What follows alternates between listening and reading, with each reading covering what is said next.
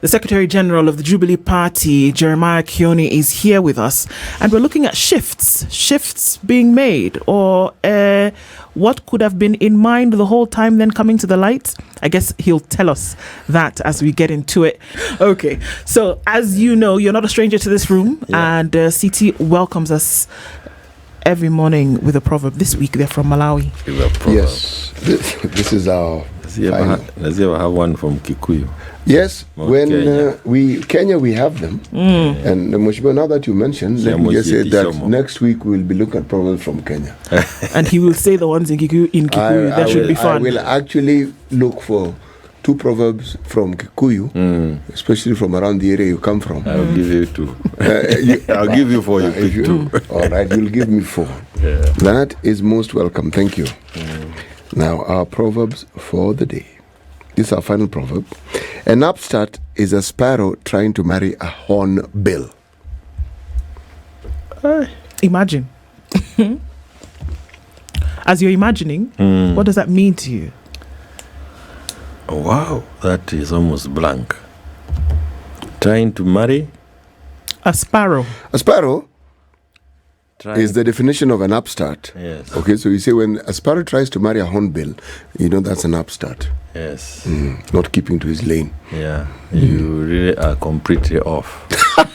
Well, but then since this is a proverb, that's a question. Yes. Is it really off? It might not be, but you never know. If the hornbill does a thing for him, I mean, surely, can he not look? Can he also not want to marry the hornbill, surely? Just because he's a sparrow. Why limit himself? You shouldn't. Is that what you say? You shouldn't limit yourself. You shouldn't limit yourself. I am looking at it from a political point of view. And you should never limit yourself. An upstart is the Kamwene leadership trying to remain relevant in today's politics. Well, okay. Yes. Maybe that would be an opportunity for us to kick off into the conversation. And we did see you this week, a couple of days ago, making an announcement to the nation again about leadership taking on a different outlook. Kamwene leadership is now what we're calling it. What is happening now? One is that representing Jubilee, part of Azimio, and we are in Azimio, and Azimio is intact. Still? Very intact. And I'm sure it is more intact than many would want to believe or would be happy to hear. But having said that, Kamwene, yes, we talked about Kamwene this week, where I was the host at Jubilee this time loud. We have had many meetings, some at NAC Kenya, others will be the PNU, some in hotels and everywhere. And Kamwene is just a grouping of readers from Mount Kenya region who would want to come together and think of issues that touch the mountain, both politically, economically, socially, spiritually, all those issues, including the education life of our people. So we have been meeting and we'll continue meeting. We will have another meeting next week. In the coming couple of months, we will have delegates coming from the counties that we think have people showing interest. So, and just like any other region, it is important that issues of Mount Kenya also now looked at as from where we sit. We want to look at those issues more critically. I will tell you that even as you were meeting this week, I think later in the afternoon, a report was released, and Mount Kenya counties had the worst revenue collection record. In fact, many of them had a negative revenue collection. In fact, the last on the 47, just a minute, the last of the 47 was Laikipia, followed by Nyeri, and they all queued that way, occupying the the first 14 places, but from behind. And those are issues that cannot be allowed to just, you can't wish them away. There must be a reason. I'm puzzled. How do you get a negative collection? I mean, that's why you saw me interrupting you, because you said it and I'm alarmed. I'm saying, how do you achieve this? It's a negative growth. For example, if a county had collected 200 million shillings last year, yes, it ends up collecting like 20 million this year. So something is completely wrong. And what does that mean? It ties with what we had said earlier as Kamwene. The finance bill, among other issues. The finance bill that is still subject of a court process, but which is already being implemented by the government of the day or the regime of the day, impacted negatively on the businesses in that region. It may not be the one showing the reasons because it was just passed for this year. But measures that have been put in place by this KK regime have tended to hit the business community from those regions in a very negative way. If you go to, and if you understand, some of the things I am understanding more now as I continue interacting with people in the business world.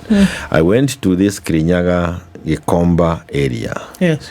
And they have networks that go to Eldoret, they go to Nyeri, they go to Meru, they go to Embu. And all those networks are suffering. Why? Because the taxation measures that have been put in place have hit their sources at Gikomba because of the different ways of now how you import goods into the country, what you must meet, fulfill, conditions, all those things. When you come to issues like agriculture, this is a region that has always been known for perhaps its agricultural productivity. But look at something like coffee. You have seen people uprooting coffee. Last year, 2 years ago, they were doing a kilo at 120 shillings. Today, it's at 20 bob.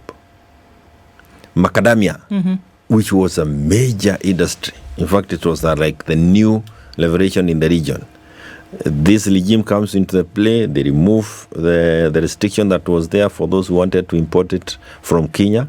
They allowed them to import without processing in the country, no value addition, and all the factories have now closed. I think the last one, Pius, is selling his 800 acres here in Thika. Okay. So the industry has collapsed. All right. And these issues are issues that we as leaders of the mountain must give a forum now for us to stop and talk loudly. Okay. I know you have a question, but just before, let me just say one final thing. Okay. It is there, you reported it. I think I heard it also from this wonderful station. William Ruto and his team, they go to Western Kenya and they are able to waive levies or outstanding payments of about 89 billion shillings for the sugarcane farmers, which is a good thing. We want the farmers of sugar to come back and earn a living.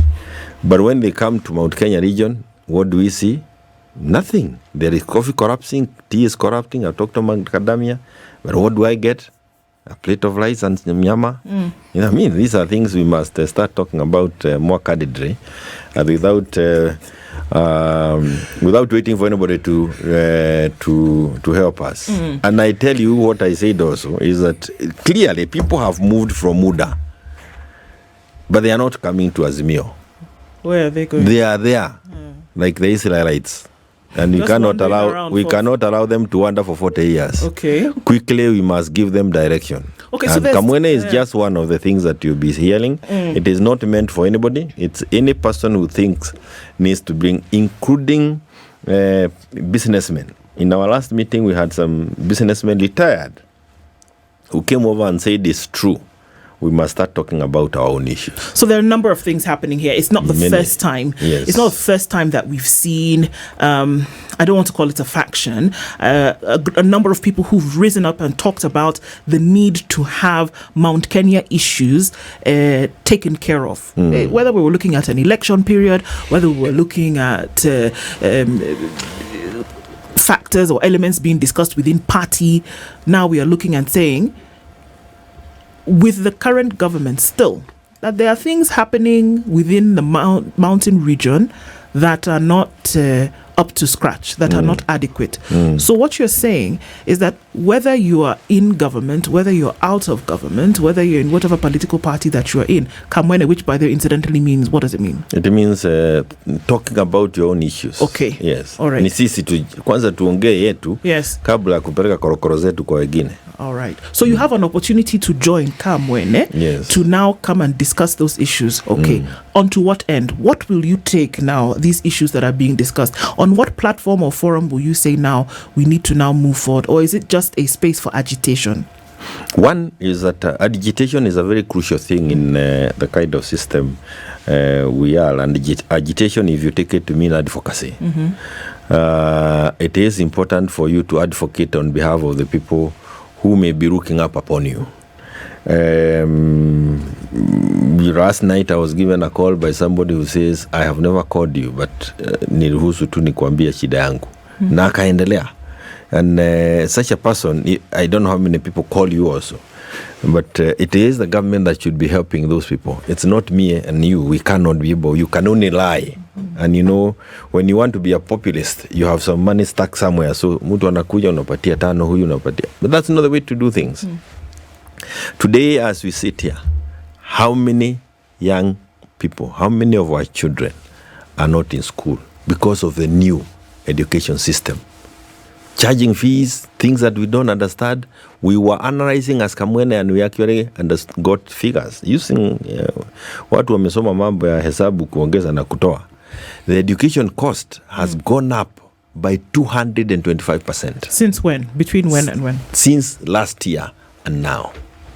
225%. People are being told, report to the university. You report. Yeah, there was some classifications. Is you vulnerable, needy, very needy, not needy? I don't know what all those things. And I don't know whether it's needy because you have not eaten enough.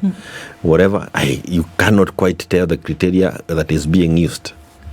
But you need to report so that you are then told what classification or what category you fall in. Yes. And how much you will be helped. And how much you'll be helped. Yeah. That kind of uncertainty. How many parents want to send their kids off to school or places and they have no certainty? They are not certain whether it's something they're going to afford. I mean, there are things that are happening in this country. And I was telling my colleagues in Azimio that if we are not careful, even Kenyans themselves will go ahead of us. People are suffering and people are confused. So the same children, now there is a big campaign in Mount Kenya region. Funga ba, funga ba, funga ba. Na zimefungwa, lakini hakuna mtu ambaye anazifuga na barua. The person who is being told to close the bar has paid a license to the county government, all the statutory things. Lakini asubuhi wamekutwa na mtu na mwanasiasa, an MCA or a member of parliament in the presence of the other. Fugeni. Sawa, mwefunga. That person, what are you doing to that person? Yes, we don't want people drinking beer. But the way to stop drinking beer, it is not by closing bars. It is by giving people what is due to them. And that is why we are also saying at Kamwene, 1 shilling. We are saying 1 man, 1 vote, 1 shilling. And 1 man, 1 vote, 1 shilling does not mean that we are taking money from any other community. No. Give us money equal to the number of people in those regions, or something equivalent to the population. Then you will not see these young people drinking everywhere. We had kazi mitaani, kazi kwa vijana. Look at the embarrassment that we had as a country the other day here. Some 350 slots for NYS. For a KDF. Here at Ebakasi. And thousands and thousands of our young people turned up. That was a very embarrassing thing. And you and I know, maybe you may not want to read it as a proverb, but you and I know we can actually make one now for you to read next year. That by the time you are going for those slots, wenyewe wanajulikana, you are only going to help those who have already been allocated to continue taking them. You're validating the process. Yes, you are just validating what people have done. And I can tell you now, the TSC forms, something that was worked on very hard by Kibaki and Uhuru's regime. Let the recruitment of teachers be on merit. Let it not be because of who you know. A young lady who leaves college the other day comes and finds an old person who left college 2014. She is employed. The 214 person is waiting. That's what is happening. The forms are now available. Members of Parliament are working with them to ditch them out to their villages. Honestly, that is what is happening. And if we do not talk about these things, this country, I am not sure you can see 4 years holding together. So then again, the question is, Kamwene leadership, is this a position whereby folks can agitate? Or is there something that we are saying as a result will then be done for these issues that you're talking about? And how can folks be guaranteed that it is essentially not a grouping of individuals, politicians, who previously were in some limelight and are still looking for expediency today? How can we be sure? There is no climb with the politicians who are in the limelight looking for an opportunity to be in the limelight. And one of the ways of being in the limelight is actually turning up to an invitation to Spice FM this morning. There is no climb in that. There is no claim of creating a platform where younger leaders in the region can be given a better platform where they can be better leaders. Leaders who take on platforms and don't insult others. Leaders who take on platform and don't tell you when you are really suffering because of the high cost of fuel. The leader who will not tell you, go and dig your own well in your own compound. That's not the leadership we are looking for. So Kamwene would also be a forum to nurture new leaders in Mount Kenya who can be able to articulate issues of the region without insulting other people from other communities. So it is a platform, yes, we will articulate all these issues, and I'm not saying that we will also be pushing for political leadership. Whether within Kamwene or from whichever other formations that are there, we will be pushing for political leadership. 2022, it was a time when we did not have a political leader in the form of a presidential candidate from that mountain region. It doesn't mean that we are not going to have those opportunities coming through. If it comes through Kamwene, so be it. And is nothing wrong in nurturing that kind of ambition or nurturing leadership of that nature. In any case, if today I was to ask you here and don't answer me. Okay. If you are looking, but you're going to ask nonetheless. Yes, but just like a very difficult proverb that you have given us this morning.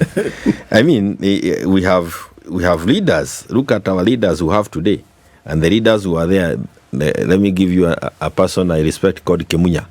I mean, if you are to bring Kemunya to the leadership, he is a cut above all the people who are there. You have Peter Munya, you have Dirito Mureithi, you have Jeremiah KIONI, you have Mother Karua. All these are people who are capable of even leading this country without blinking. Okay. Yeah. So I mean, it is not we are not limiting ourselves to just saying that and we are not even hiding to say that we're just advocating for people's rights to be respected. You are, in any case, for you to be able to push an idea that you have in a better way, you need that platform. Okay. Yeah, so I want to confirm that we are not limiting ourselves to just issues that are affecting people, but we would want to advocate for them now and tomorrow, even when you are in the offices that others are occupying, for one reason or another.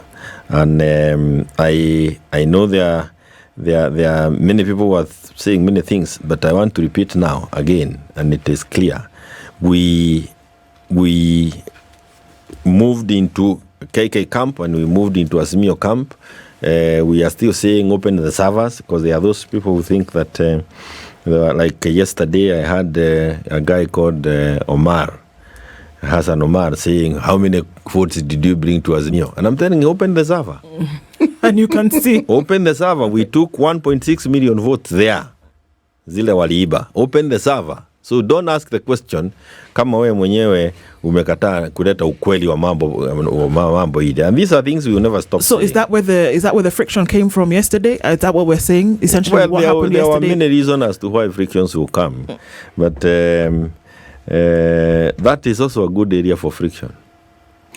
And so it still continues to be a pain point here that you're saying if you want to find out what really happened, then open up the server and then you'll get some answers. It seems like we're going to keep riding on that particular element for a while until it's done. And it is very unfortunate because even before you are told to open the server, the law requires IEBC to do so. But they don't want to do it for the reasons that they have been trying to manipulate on to tank and tamper with it. And I'm sure those are issues that are going to come out in the coming days.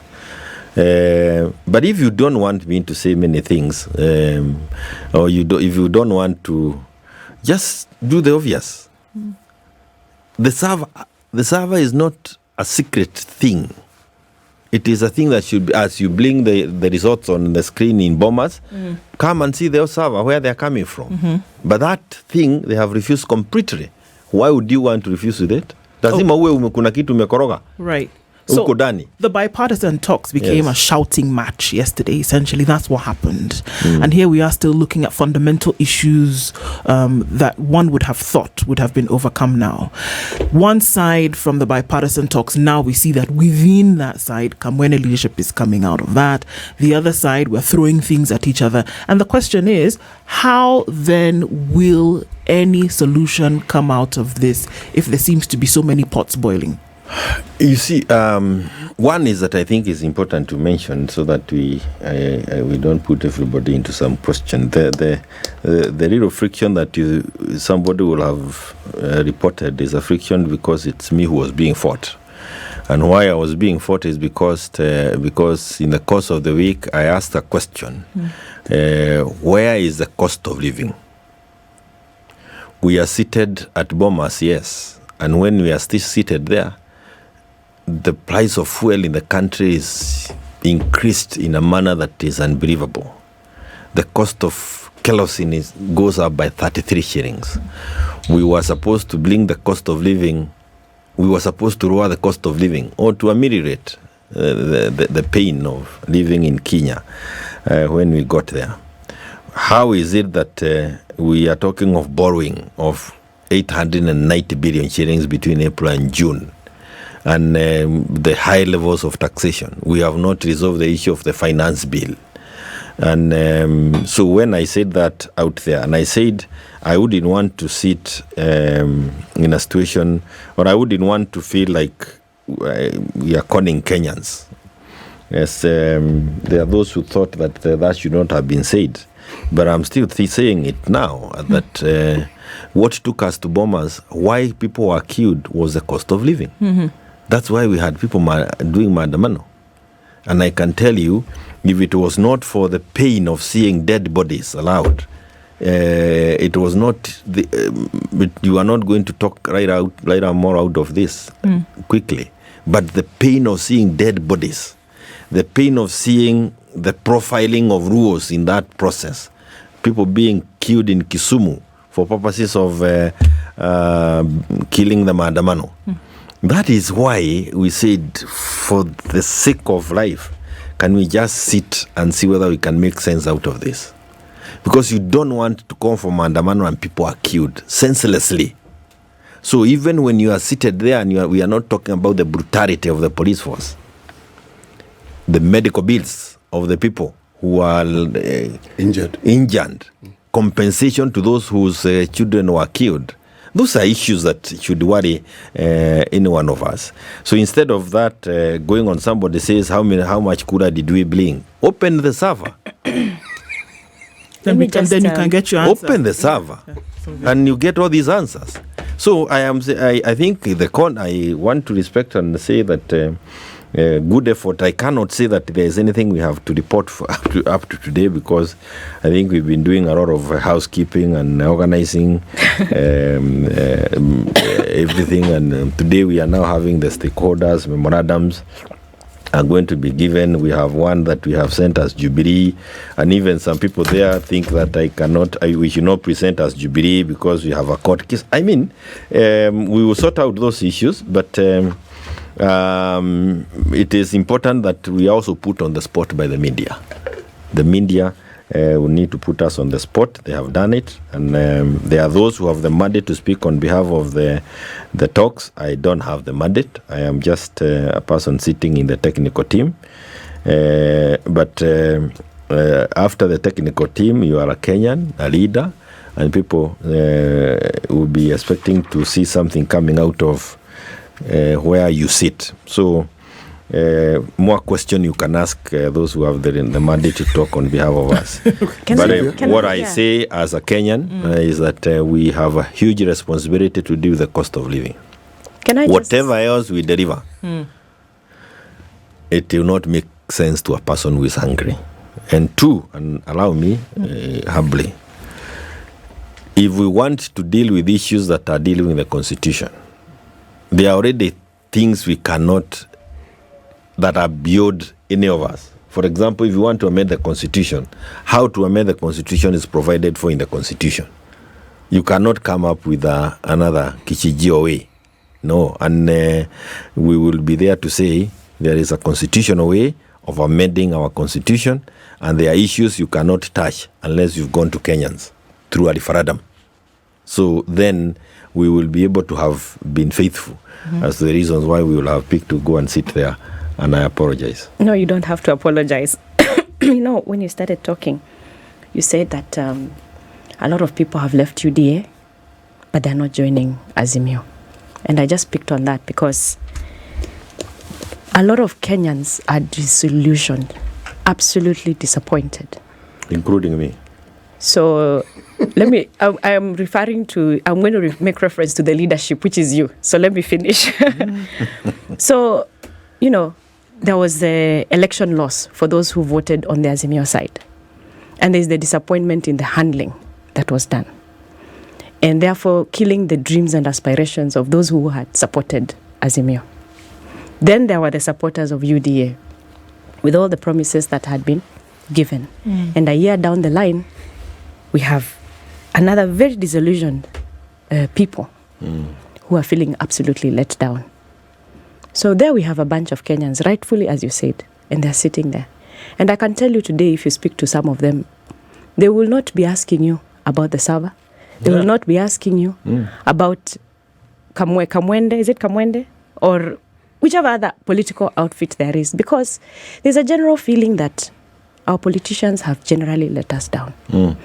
And actually looking towards what is going to be next. Who is going to come and save us?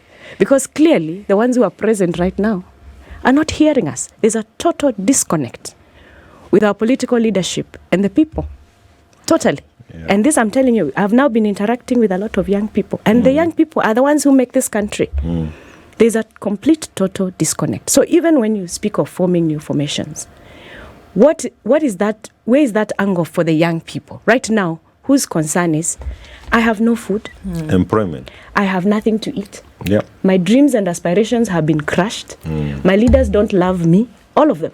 I don't feel loved. I'm in a country where I feel unappreciated.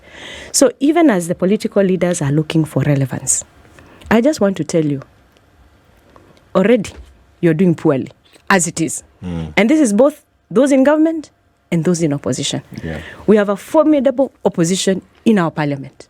Where are the shadow cabinets? Where are the solutions? Even if we're saying government, reduce the cost of fuel. Where are the solutions? Because there are people with brains everywhere. Yeah. Why don't we have an economic think tank that is, funded, say, by Azimio side, so that we can see real solutions, so that people can begin to feel that even in as much as we are calling out the government for not doing, that there are possible solutions somewhere. Where are those possible solutions? Or are we just trying to remain relevant by just making noise and calling out? So there's a lot of young people out there completely disillusioned, and they don't see leadership anywhere. I want to agree with you in everything that you have said, because I belong to the class of people who are also very unhappy. I am not young, but I'm old, but also very unhappy. So the unhappiness is not just among the young people, it is also among even the aged, those who are much older than us. And I will tell you, unlike ever before, it is now very difficult for for us to say that we are looking for young leaders to come and be in Parliament. The Parliament that we have is made up of the youth. It is the youth who are in Parliament, and they have been really a disappointment. So, in many ways, including the kind of bills that you see them tabling, some of the very youthful senators are the ones who had gone with the bills in Parliament to ask for a holiday. When what did they say? That if we have a holiday on a Thursday and a bill, yes, then Friday should become a holiday. That is how they are helping the youth. Some very myopic things are coming from those leaders who are youthful. So I'm saying this to try and ask of you to think of our problems as a Kenyan problem. It is not a problem that is going to be solved by the youth or the young. It is a problem that we have to solve, all of us. And it will not be solved by shifting blame anymore from this age group to the other, because that we have seen, and it's been very, very disappointing. When you talk about many of the things you talk, including why is there no opposition? There is opposition in Bunge, but the first thing that was done by UDA was to buy our young, youthful leaders from our parties so that they can join the wheelbarrow wagon. And that is why it is an issue that we would want to discuss at Bomas. But there is huge resistance from the young people, again, from the youth in UDA. They don't want us to talk about the multi-party, fidelity to multi-party. If the multi-party democracy is not functioning, expect the government to land shot on you. They would do anything and everything on earth. They need to be told, stop. The only reason the government was not able to push us to the levels they have pushed us now last year is because of the demonstrations. Now they know with the killings that they did, every one of us is hesitant to call people out for demonstration. Wait and see the havoc they are going to learn on this. They held us at Bomas, and we were having Bomas, and I told this to our leaders. These people are only being nice. That was last month. They are only being nice for the reason that they have heads of states for this climate coming for the climate summit. Immediately they are gone. Wait and see. The day the last one left the country, fuel hike hit the ceiling. So this, without opposition, the government will do anything and everything they think they should do on Kenyans. Unfortunately, it is Parliament where you are talking of opposition. It is actually Parliament that is the most unreliable institution that you can deal with. And when it has been captured, you can only now look for help from outside. If we had strength in Parliament, we will not be forming Kamwene outside. We will be calling on the leaders within Parliament and telling them what they need to push. But when they were called to Sagana from Mount Kenya region, when they were having the Muchere and Nyama story, there was the issue. We had told them to go and push for one man, one vote, 1 shilling. And they were told, dare you, if we ever hear any one of you utter those words again, you will not be anything anymore. They all went mum. And then there were some experts, and I say experts in that manner, were made to present papers to them, to tell them, this is something that cannot work. The one man, one vote, 1 shilling. It's not a Mount Kenya thing. It is a country. We want it as a principle for everybody in this country. Get your shilling for you as a voter. Mweshima, why is this always an issue? This thing that we're talking about, the capture of Parliament, did not start with this administration. We saw that there were words on the same in the previous administration, and it's always that Parliament is beholden to the executive. It is always that members of Parliament, who, by the way, went to the people in constituencies and said, vote for me as an individual. I will be able to carry your issues to the floor of the House, and I will agitate, and I will make sure that issues are addressed, and I will make sure that development is secured. 1, 2, 3, 1, 2, 3. Then we get into an administration, and very conveniently we are told, well, actually, that thing that I said I was going to do for you, whether I'm in government or opposition, I actually can't do because we have been captured. It seems to me too often to be an excuse that's used. Yes, and I think it is the clarity of laws that needs to be understood. See, cleverly, in a very shrewd manner, the executive will always want. Our history is that before we got our 2010 constitution, development was going to areas that were were represented in the executive. You are a member of we are a member of government if you belong to the party that is in power. Or you're friendly to them. Or you are friendly. And friendliness was not quite working before, because during KANU's days, you are our friend, yes, but you cannot be our friends unless you cross over. But during KANU's day, and you know KANU, how untidy KANU was, at least they were decent. They would cause a by-election in your area. Go, run again, come at a KANU. And people will say, sasa, wacha tupatie mtu ya KANU, hata ndio yako ataenda kwa serikali. That now the people have given you a mandate. You are talented development. You are talented development. Yes. Now today, there was nothing. They are just the most dishonest political. In fact, it's political prostitution. You have lied to people out there that I am going to remain within the party of Jubilee or within ODM.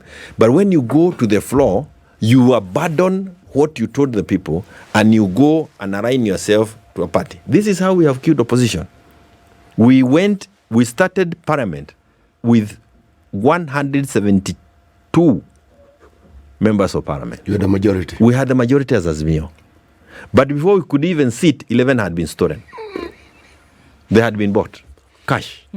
But without any regard of any existing law. And this is why one of the key things that we'd want to get out of this bipartisan thing and Bomas, hide it out, is the issue of multi-party, fidelity to multi-party democracy. If the executive cannot respect the multi-party doctrine, then you expect the suffering that we have. Or at the very least, the independence of the Not a single member of parliament has talked of the embarrassment that is there. I mean, it's so horrifying. What this government does and what they're doing is clear.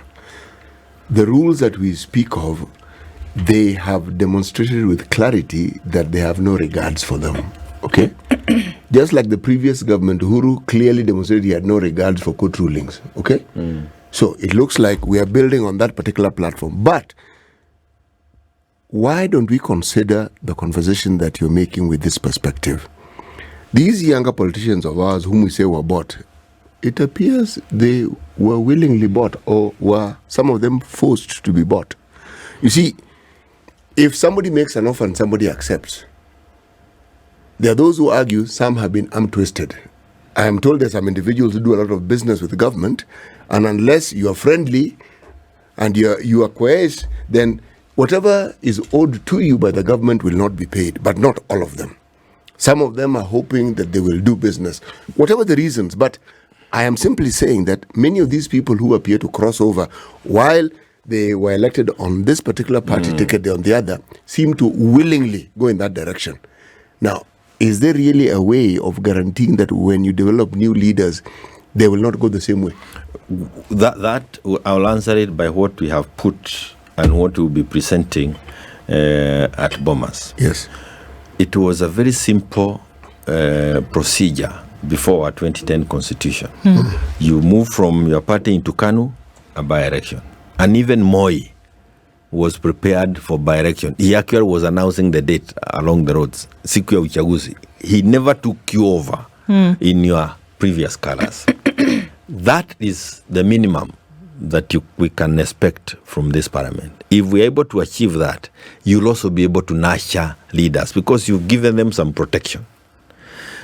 And you also have, there is a cost to you if you do X, Y, Z. So one would also be able to persevere if it's persevering if it's a business you want to lose. It will be lost, but you have been faithful to the people who elected you. So as we are looking at the bipartisan talks, and we'll be hoping that many people will come with those kind of proposals in their memorandums, is what aspects of the law do we need to amend or to deal with to ensure that if you propagate the ideals of another party, you go for by-election. If you think that the party that you were elected on is not serving the people, your people, you go back and tell them, I think this is the wrong party. I have come back with this party. Do you want to give me votes? That kind of fidelity, that kind of honesty, we hope to get out of it. It is, of course, possible even with the current laws that we have, but they are being abused by mainly the political parties tribunal. That is where the worst things are happening now. Because every time you like now what ODM has done, what we had done in Jubilee, you discipline a member. He is expected, of course, you have the due process, yes, fair hearing, fair administration of justice. So they have to go to the tribunal, file an appeal, they go back and forth, and that whole process is where 5 years is wasted. Kwa sababu wanasema hiyo mambo, I'll finish 5 years in these corridors, I'll still be in parliament, right. I'll still be achieving. So even now becomes more notorious because you have already expelled him, but you are not able to get him out of parliament. So he even spites you more and becomes of... Are we saying then that the judiciary is also compromised? Yes. Okay. I can tell you that, and we'll try and see how we can deal with this. You're looking but at the all judiciary of these is talks. compromised, not in terms of perhaps, let me say, not in terms of because the judges themselves are not doing what needs to be done, but because for a case to be heard at the High Court, at the Court of Appeal, at the Supreme Court, what kind of time do we take? So can we then be able to limit the time within which that case must be dealt with? Okay. Those kind of things. The talks is in that general. kind of compromise I'm talking about. So it seems but the as though tribunal is different. It seems as though the talks in general, there is dissatisfaction across board. So why are we wasting time? In your opinion, should these talks continue? Or are there a platform for which Azimio can prepare for 2027? Well, talks must continue because it's good to continue talking.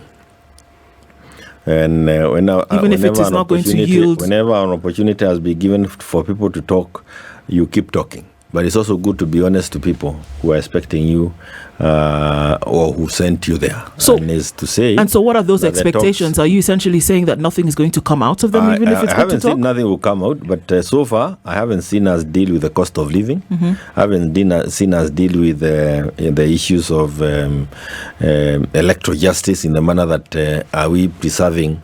Even if I totally agree with you, it is not that we want the server to be open so that we can feed on whatever is there. It is because we want the server to be opened so that it will help us make amendments to our laws to ensure that what happened 2022, 2017, 2013, 2007, it does not happen 2027.